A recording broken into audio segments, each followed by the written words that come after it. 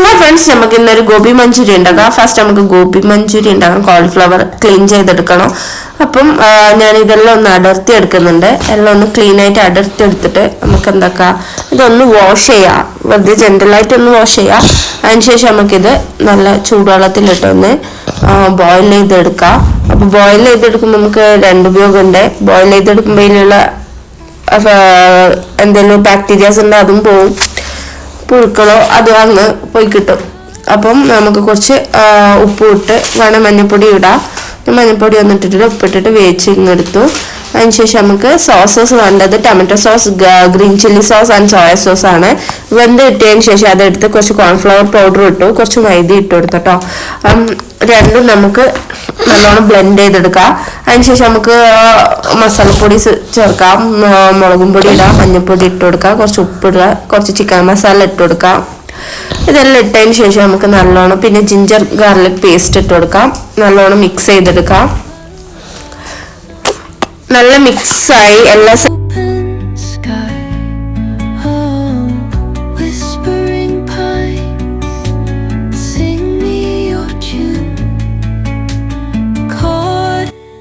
നല്ലോണം മിക്സ് ആക്കിയതിന് ശേഷം നമുക്കിത് പൊരിച്ചെടുക്കാം കേട്ടോ. ഞാൻ സൺഫ്ലവർ ഓയിലാണ് ഇത് പൊരിച്ചെടുക്കുന്നത്.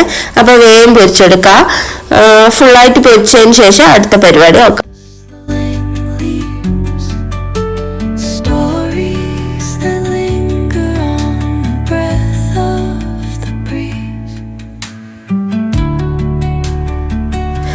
അങ്ങനെ നമ്മൾ പൊരിച്ചതിന് ശേഷം ഒരു പാത്രം എടുക്കുക. അതിൽ കുറച്ച് ഓയിൽ ഒഴിക്കുക. പൊരിച്ച ഓയിൽ തന്നെ എടുത്താലും കുഴപ്പമില്ല. ഫ്രഷ് ഓയിലാണെങ്കിൽ ഒന്നും കൂടി യൂസ് ചെയ്യാം കേട്ടോ. അതിനുശേഷം നമ്മൾ ചോപ്പ് ചെയ്ത ഓനിയനും ക്യാപ്സിക്കം ഉണ്ട്, അത് ഇട്ട് കൊടുക്കുക. ക്യാപ്സിക്കം ഇല്ലാത്തതുകൊണ്ട് അത് ഞാൻ മിസ് ചെയ്ത്. പിന്നെ മല്ലിയില ഉണ്ട്, അത് ഇട്ട് കൊടുക്കുക. പിന്നെ പച്ചമുളക് ഇട്ട് കൊടുത്ത് പിന്നെ കുറച്ച് ജിഞ്ചർ ഗാർലിക് പേസ്റ്റ് ഇട്ട് കൊടുത്ത് നല്ലോണം വഴറ്റിയെടുക്കുക. വഴറ്റിയെടുത്തതിന് ശേഷം നമുക്ക് ഈ നമ്മൾ ചെയ്ത് വെച്ചതും കൂടി അതിലേക്ക്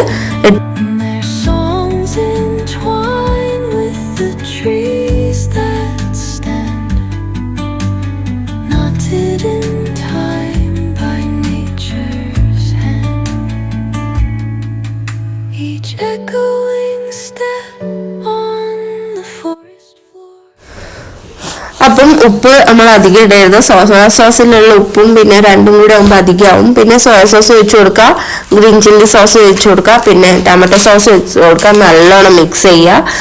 അപ്പം നമ്മളെ ഗോബി മഞ്ചൂരി റെഡിയായി. അപ്പം തിന്നൊക്കെ ആയിട്ട് നമുക്ക് ടേസ്റ്റിൻ്റെ കാര്യം പറയാം ഞാൻ.